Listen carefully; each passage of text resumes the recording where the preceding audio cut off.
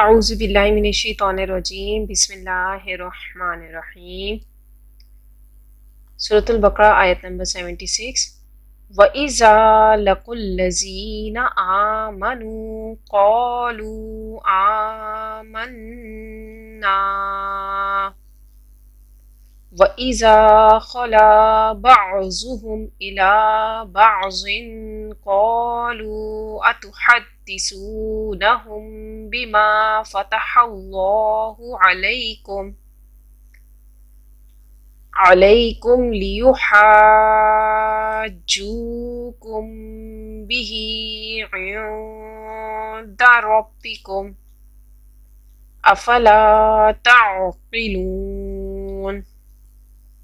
ترجمہ: اور یہ لوگ جب مومنوں سے ملتے ہیں تو کہتے ہیں ہم ایمان لے آئے ہیں، اور جس وقت تنہائی میں ایک دوسرے سے ملتے ہیں تو کہتے ہیں جو بات اللہ نے تم پر ظاہر فرمائی ہے وہ تم ان کو اس لیے بتائے دیتے ہو کہ قیامت کے دن اسی کے حوالے سے تمہارے پروردگار کے سامنے تم کو الزام دے۔ کیا تم سمجھتے نہیں؟ تفسیر: تم ذرا عقل سے کام لو اور یہ حقیقتیں جو تورات کے ذریعے سے ہمیں معلوم ہیں مسلمانوں کو مت بتاؤ۔ یہ بنی اسرائیل کی قوم میں جو منافقین تھے، جو اسلام قبول کرنا چاہ رہے تھے، ان سے خطاب کر رہے ہیں، کہہ رہے ہیں کیا تمہیں عقل نہیں ہے کہ ایسا بے وقوفی کا کام کر رہے ہو؟ ان کے اس مکالمے پر اللہ تعالیٰ کا تبصرہ یہ ہے۔ آیت نمبر 77 اولا یعلمون ان اللہ یعلم ما یسرون وما یعلنون۔ ترجمہ: کیا یہ لوگ یہ نہیں جانتے کہ جو کچھ یہ چھپاتے اور جو کچھ ظاہر کرتے ہیں اللہ کو سب معلوم ہے۔ تفسیر: یعنی تم چاہے یہ باتیں مسلمانوں کو بتاؤ یا نہ بتاؤ، اللہ کی طرف سے تو تمہارا محاسبہ ہو کر ہی رہے گا، لہٰذا یہ بھی ان کی ناسمجھی کی دلیل ہے، کیونکہ اللہ تعالیٰ سب جانتا ہے۔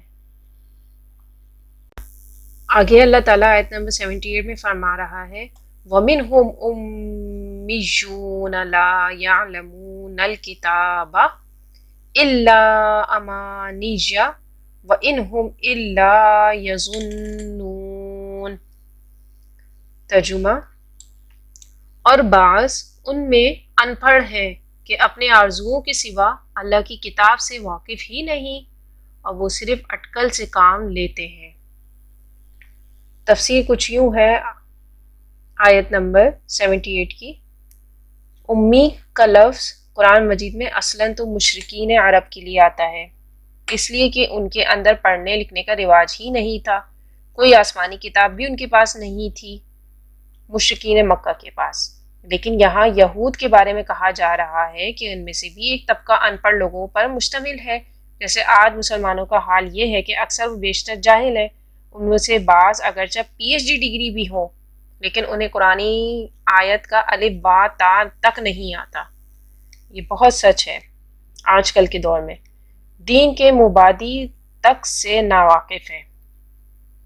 چنانچہ آج پڑھے لکھے مسلمانوں کی بھی عظیم اکثریت پڑھے لکھے جاہلوں پر مشتمل ہے، جبکہ ہماری اکثریت ویسی ہی بغیر پڑھی لکھی ہے، تو اب انہیں دین کا کیا پتہ؟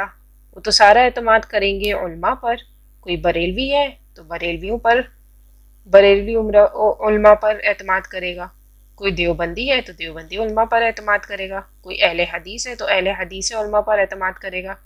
اب امیوں کا سہارا کیا ہوتا ہے؟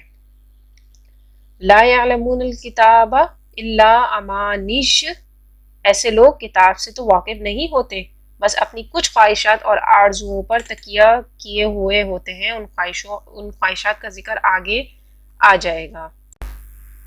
اچھا، اب یہود کو یہ عزم تھا کہ ہم تو اسرائیلی ہیں، ہم اللہ کے محبوب ہیں اور اس کے بیٹوں کی مانند چہیتے ہیں، نعوذ باللہ، ہماری تو شفاعت ہو ہی جائے گی، ہمیں تو جہنم میں داخل کیا بھی گیا تو تھوڑے عرصے کے لیے کیا جائے گا، پھر ہمیں نکال لیا جائے گا۔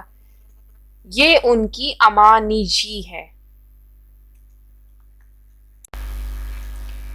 امنیتن کہتے ہیں بے بنیاد خواہش کو، امانیجاس کی جمع ہے۔ اس کی صحیح تعبیر کے لیے انگریزی کا لفظ وشفل تھنکنگز ہے۔ یہ اپنی ان بے بنیاد خواہشات اور جھوٹی آرزوؤں کے سہارے جی رہے ہیں۔ کتاب کا علم ان کے پاس ہے ہی نہیں۔ ان کے پاس محض وہم و گمان اور ان کے اپنے من گھڑت خیالات ہیں۔ اور اسی کے ساتھ آیت نمبر 78 پہ ہمارا یہی پارہ یعنی کہ پہلا سپارہ الف لام میم نفس ہوتا ہے۔